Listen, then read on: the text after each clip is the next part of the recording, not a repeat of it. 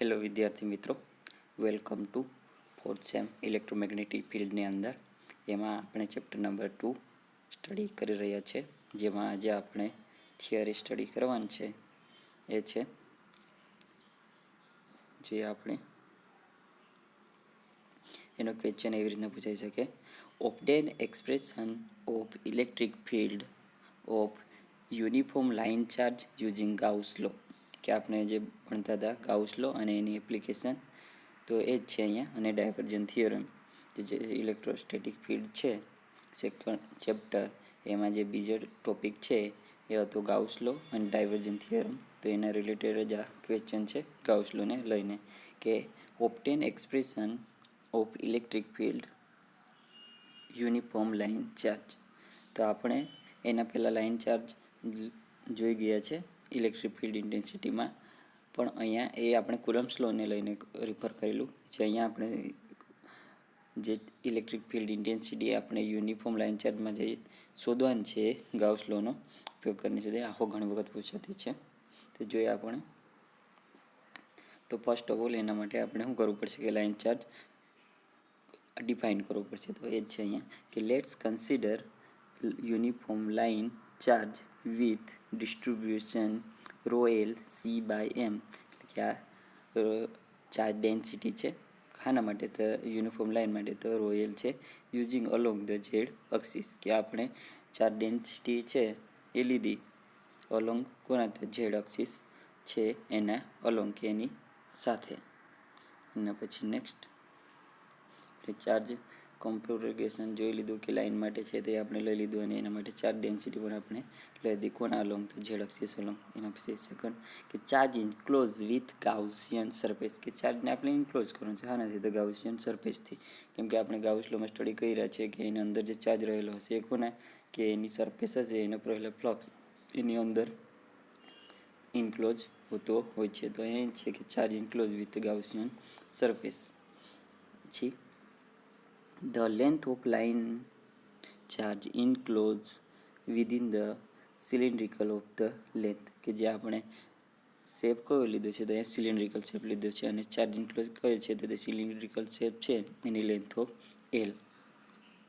The charge enclose with the cylindrical, કે charge આમાં Gaussian surface લીધી અને એનો શેપ કયો છે સિલિન્ડ્રિકલ, ને એની લેન્થ છે એલ, ને એની અંદર ચાર્જ ઇન્ક્લોઝ કર્યો છે. તો આ ચાર્જ ઇન્ક્લોઝ આપણે કઈ રીતના લઈ શકીએ, તો અહીંયા સિલિન્ડ્રિકલ માટે કે આપણને ખબર છે કે ચાર્જ આપણે કઈ રીતના લીધા હતા, ચાર્જ ડેન્સિટી અને એનો એરિયો. તો અહીંયા છે સિલિન્ડ્રિકલ, પણ અહીંયા આપણે લેવાની છે એની લેન્થ. કેમ કે જો સરફેસ માટે લેવાનું હશે તો આપણે લઈશું સરફેસ તો એરિયા, જો વોલ્યુમ માટે તો એનો વોલ્યુમ, અને જો લાઇન માટે લેતા હોય તો એની લેન્થ. તો અહીંયા લાઇન માટે છે તો અહીં ચાર્જ ઇન્ક્લોઝ બરાબર charge density into length of line, જે રો ઇન્ટુ એલ. કે આપણે જે અગાડી ચાર્જ કોન્ફિગરેશનની થિયરી હતી એમાં આપણે સ્ટડી કરી જ ગયા છે.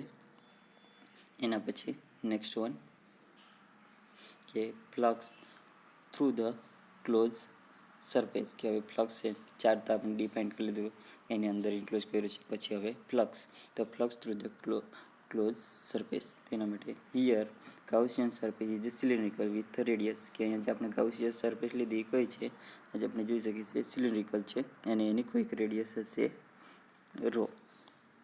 અહીંયા એ લોકોએ કીધું ગાઉસિયન સરફેસ લીધી અને એ સિલિન્ડ્રિકલ છે, તો એની મને ખબર છે કે એની કોઈક રેડિયસ હશે રો. એના પછી the close surface consist of the surface three surface. તો એક છે ટોપ, એક છે સાઈડ અને એક છે બોટમ, જે આપણે ફિગરમાં જોઈ શકીએ છીએ. એ જ છે અહીંયા કે close surface consist three surface, these D S for the top bottom of the cylindrical is az in az direction but d is in the row direction. કે આમાં ત્રણ કઈ રીત છે, તો એ કઈ છે કે જે ડી છે એ રોની ડાયરેક્શનમાં છે, અને પછી એની ડીએસ છે એ કોની ડાયરેક્શનમાં છે, તો કે જે ટોપવાળી છે એ આપણે સમજીએ. અહીંયા ફિગરને આપણે જોઈએ તો તમને વધારે ખ્યાલ આવશે. એ આપણે જોઈએ કે the close surface consist three surface છે, તો આપણે કહી લીધું. પછી ડીએસ છે ફોર ધ ટોપ, જે આયરી છે, and bottom of the cylindrical is an A Z. કે આ બંને તો આપણે ખબર છે કે ઝેડના અલોંગમાં છે, ને એક બીજી આયરી છે નીચેની તરફ. તો આ બે ઝેડના અલોંગમાં, અને જે થર્ડ વન છે આયરી ડીએસ એ કોને, તો એને અહીંયા રેડિયસ છે એના અલોંગમાં છે, એ જે અહીંયા એ લોકોએ કીધું છે. તો એના પ્રમાણે આપણે શું મળે એ જોઈ લીધે. But ds is a arrow direction, so this two side are the 0. તો આપણે અહીંયા આની ઝેડના ડાયરેક્શનમાં છે ને એક ઉપર છે એક નીચે છે, તો એકબીજાને કેન્સલ આઉટ કરી દેશે, એટલે એને સિવાયના આપણને રો છે તો એ જ મળશે. તો ds ઇન્ટુ ds કે ds ઇન્ટુ ds એ મળશે 0. So next, for cylindrical surface d bar and ds are in the same arrow direction, કે છે થર્ડ વન રહી ગયું ટોપ અને બોટમ સિવાયનું એક કે એરોની ડાયરેક્શન. તો એ કઈ રીતના મળશે, D rho into D bar into DS બરાબર ડી ઇન્ટુ ડીએસ. તો એ આપણે કઈ રીતના ડી રો ઇન્ટુ ડીએસ, કે આ ચાર ડેન્સિટી હશે ડીની ડાયરેક્શનમાં અને એનું સરફેસ ડીએસ. એના પછી હવે ફ્લક્સ, ટોટલ ફ્લક્સ આપણને કેટલી કે 3 સરફેસ, ટોપ બોટમ અને એની સિલિન્ડ્રિકલ રોની ડાયરેક્શનમાં. The flux close surface through the close surface, તો એ આપણે ફ્લક્સને આપણે સાઈ વડે દર્શાવીએ છીએ અને આ છે ક્લોઝ સરફેસ માટે. Close D into D normal into DS. જો ટોપ માટે, બોટમ માટે અને સિલિન્ડ્રિકલ માટે મેં તમને કીધું જેમ કે 3 માટે, તો આપણે પહેલાંથી જ ખબર છે કે આ ટોપ અને બોટમ છે એ તો એકબીજાની વિરુદ્ધ છે, એટલે એકબીજાને કેન્સલ આઉટ કરી દેશે. જો ફર્સ્ટ ટુ ઇન્ટ્રીગલ આર બોથ 0, એના સિવાયનો થર્ડ વચ્ચે જે સિલિન્ડ્રિકલ માટે છે, તો આપણે એ જોઈએ. સિન્સ ફર્સ્ટ ટુ ટોપ અને બોટમ ઝેડની ડાયરેક્શનમાં છે, એકબીજાની વિરુદ્ધ છે, કેન્સલ આઉટ થઈ જશે, બોથ આર 0, એ સિવાયના હોય તો આવે સિલિન્ડ્રિકલ. તો સિલિન્ડ્રિકલ માટે ડી રો ઇન્ટુ ડીએસ, જે ડાયરેક્શન હતી રોની ડાયરેક્શનમાં. જો એના માટે એની ચાર ડેન્સિટી ડી રો એનો સરફેસ ડી એસ એ જ છે. તો અહીંયા ડી રો છે કોન્સ્ટન્ટ છે, એ ચાર ડેન્સિટી ડી માટે બહાર નીકળી જશે ને એના માટે સરફેસ છે એની કે જે સરફેસ એ કઈ રીતના મળે ડીએસ, તો એનો સરફેસનો રેડિયસમાં છે, અને સિલિન્ડ્રિકલ માટે એનું સરફેસ કઈ રીતના આપણને મળે, તો એના માટેનું સૂત્ર છે અહીંયા આપણે જોઈ શકીએ છીએ આ કોન્સ્ટન્ટ લઈને એના માટેનું સૂત્ર સરફેસ માટે 2π રો ઇન્ટુ એલ. જે આપણે મેથેમેટિકલી સ્ટડી કરીએ કે સિલિન્ડ્રિકલ હશે તો એનું સરફેસ આપણને કઈ રીતના મળશે, તો આવી રીતના 2π રો ઇન્ટુ એલ. તો ઇક્વેશન આપણે ફર્સ્ટ મળ્યું અને ઇક્વેશન નંબર 2. હવે આપણે શું કરીએ કે આને ગાઉસ લોથી મેળવવાનું છે ચાર ડેન્સિટી, તો ફોર્મ ગાઉસ લો યુઝિંગ ઇક્વેશન નંબર 1 અને 2. કે પહેલાં ખબર છે કે ગાઉસ લો શું કહેવા માંગે કે એની સરફેસ પર રહેલો ફ્લક્સ એ એમાં રહેલા ચાર્જ જે ઇન્ક્લોઝ છે એના બરોબર હોય, તો એ જ તો બંને આપણે હવે એ જ ઇક્વેશન કે total flux through the close surface અને ચાર્જ ઇન્ક્લોઝ. તો આપણને ઇક્વેશન નંબર આવ્યું 2. ઇક્વેશન નંબર 2 આપણને મળેલું કે આવ્યું અને ઇક્વેશન નંબર 1.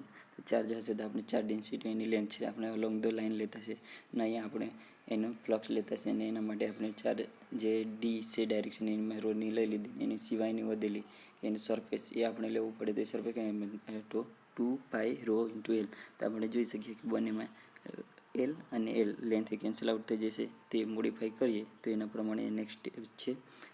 તો શું થશે, આ અને આ કેન્સલ આઉટ થઈ ગયા અને એની સિવાયને ડી રોને કરતા બને, તો આ પદ નીચે જઈ જશે, તો રો ભાગ્યા 2π ઇન્ટુ રો. અને બીજી રીતના જોઈએ તો ડી રો બરાબર કે ડી બાર હતું એ જ આપણે કઈ રીતના કે ડી રો ઇન્ટુ એ રો, કેમ કે આ વેક્ટર ક્વોન્ટિટી છે તો ડી રો છે અને એનું યુનિટ વેક્ટર એ.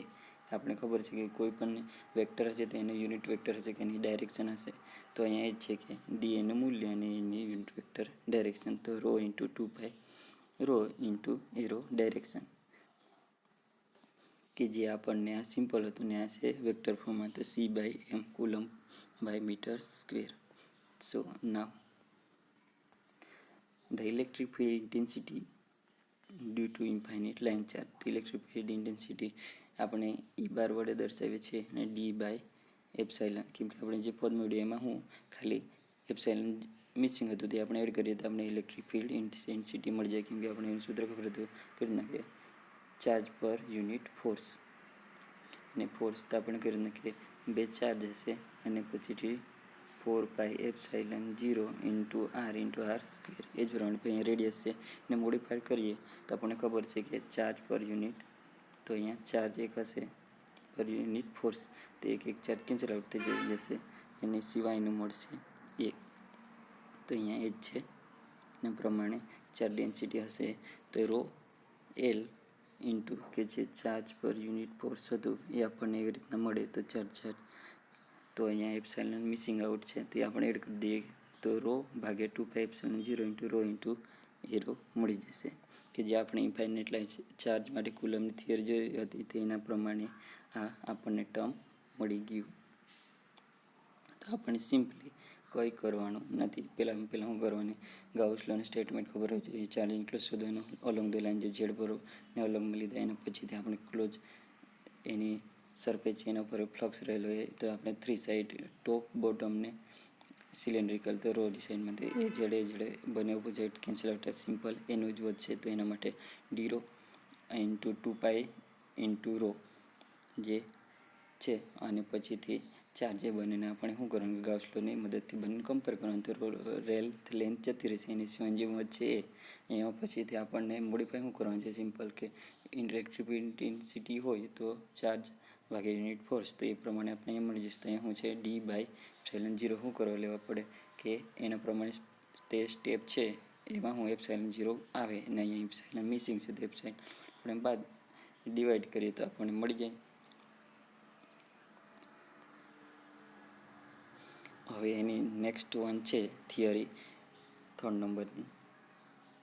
તો derive first equation is applied to electrostatic using Gauss law અને also state the divergence theorem કે અહીંયા પણ આપણે શું મેળવવાનું છે એક મેક્સવેલનું ફર્સ્ટ ઇક્વેશન જે આપણે ફર્સ્ટ નંબર થિયર જોઈ હતી એમાં મેક્સવેલના આપણે ટર્મ્સ જોયા હતા પણ એ આનાથી લેવાનું છે આપણે using Gauss law and also state the divergence theorem. આમાં આપણે કંઈ નહીં કરવાનું મળે, એમાં આપણે સ્મોલ વોલ્યુમ એઝ્યુમ કરવાના છે, એની 3 સાઇડ લેવાની છે, કાર્ટેશિયન કોઓર્ડિનેટ પ્રમાણે એને અલોંગ રિસ્પેક્ટિવલી સ્ટડી કરવાની છે.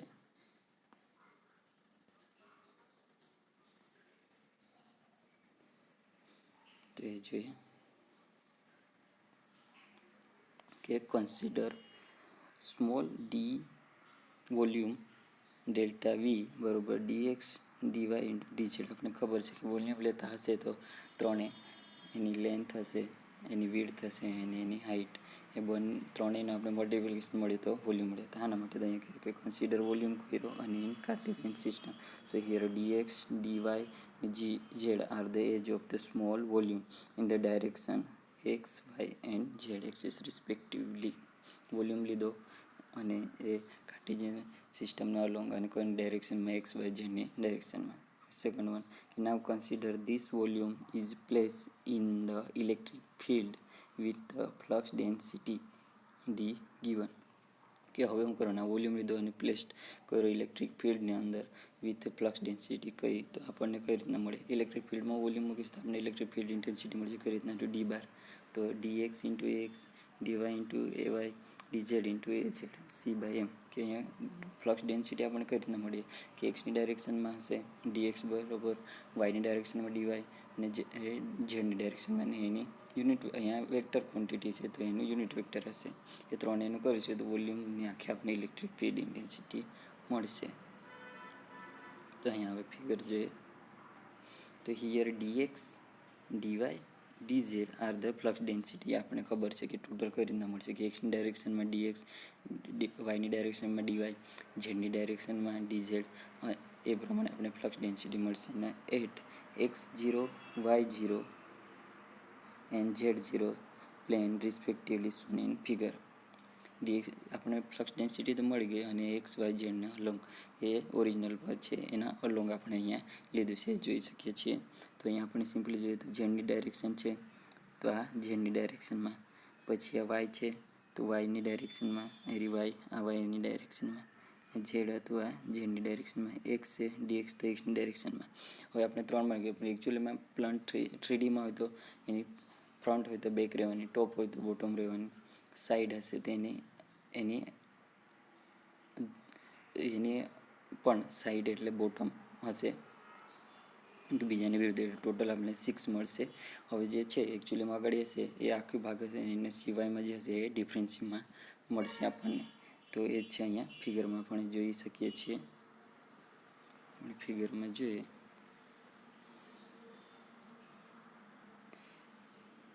the flux finding the crossing differential volume આમાં કે આ ઝેડ છે, ઝેડની અલોંગમાં, અને આ છે ટોપ. તો અહીંયા છે બોટમમાં કઈ રીતના આપણને મળશે કે ડીઝેડ આખો પ્લસ ડી રો ડીઝેડ ભાગ્યા rho Z into delta Z.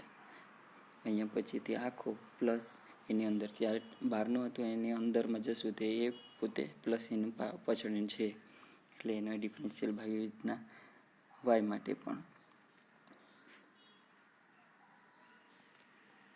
હવે આગળ જોઈએ.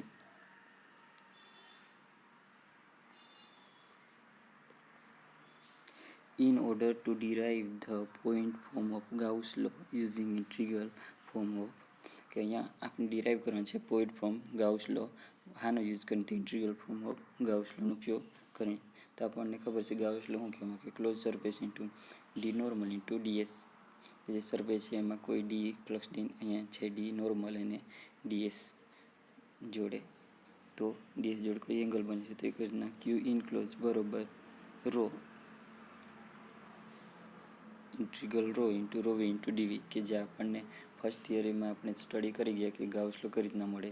તો અહીંયા શું છે કે સરફેસને બદલે અહીંયા વોલ્યુમ લઈ લીધું ને એના પ્રમાણે ડી ઇન્ટુ ડી રો, તો અહીંયા ચાર્જ ડેન્સિટીના માટે રો વી ઇન્ટુ ડીવી.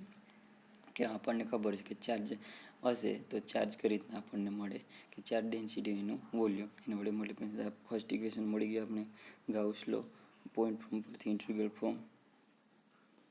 હવે એના માટે આપણે રાઈટ હેન્ડ સાઈડ કરીએ એક ક્યુ ઇનક્લોઝ, તો રો વી ઇન્ટિગ્રલ રો વી ઇન્ટુ ડીવી એટલે ડીઝેડ 0 થી ડી ઝેડ સુધી, 0 થી dy સુધી, અને એની લિમિટ 0 થી ડી ઝેડ સુધી હશે, 0 થી dy સુધી, અને એ જ પ્રમાણે તો રો વી dx dy ઇન્ટુ ડીઝેડની ડાયરેક્શનમાં. તો આપણે સિમ્પલી એના પર ઇન્ટિગ્રલ એપ્લાય કરીએ તો રો વી એ તો કોન્સ્ટન્ટ છે બહાર જતું રહેશે. પછી 0 થી ડીઝેડ માટે તો ડીઝેડનું ઝેડ થઈ જશે અને એની લિમિટ 0 થી અહીંયા છે. આ ટર્મને આપણે સમજીએ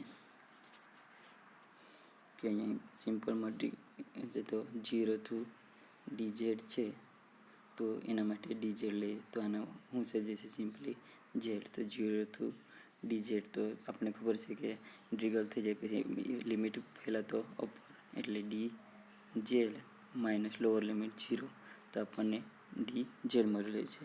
એ રીતના સેમ ટુ સેમ આપણે ત્રણ ક્વોન્ટિટી છે 0 ટુ dy અને 0 ટુ dx, તો એના માટે dy ઇન્ટુ dx, તો એના માટે આપણને શું મળશે y અને x, તો એની પણ વેલ્યુ 0 ટુ dj અહીંયા dx અને dy, તો આપણને મળશે dy dx.